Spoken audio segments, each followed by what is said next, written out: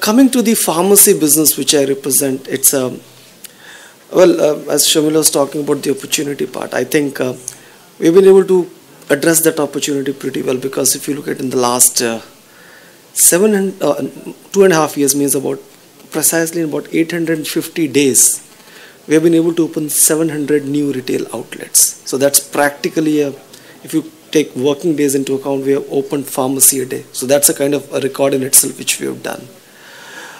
In terms of business, I think there are two very key indicators, or I would say two wisdoms, which we have learned in the last half a decade, is that the market is completely shifting from preventive to from curative to preventive. What I want to say out here is that people are not looking at a pharmacy store as a store where they would like to go when they are ill. They want to go to a pharmacy to pick up a product which keeps them healthy.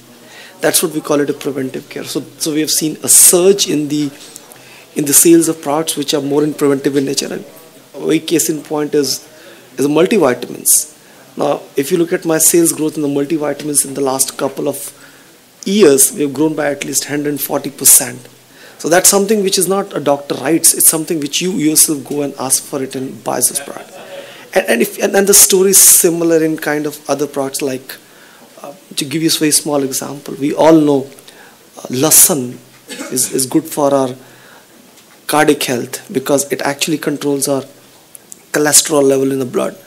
But how many of us follow the regime wherein we take lasan in the morning and things like that? But we innovated certain products, like even credit goes to Himalaya for that matter also, by introducing capsules which are nothing but extracts of that lasans, and these are kind of products which we have seen that there's a lot of surge that has came in these kinds of categories.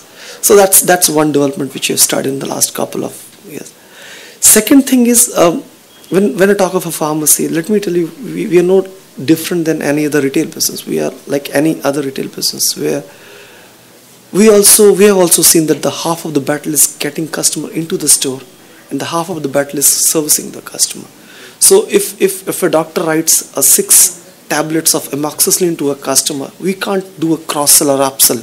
You can't sell him 5 or 7, whatever is the course you have to give.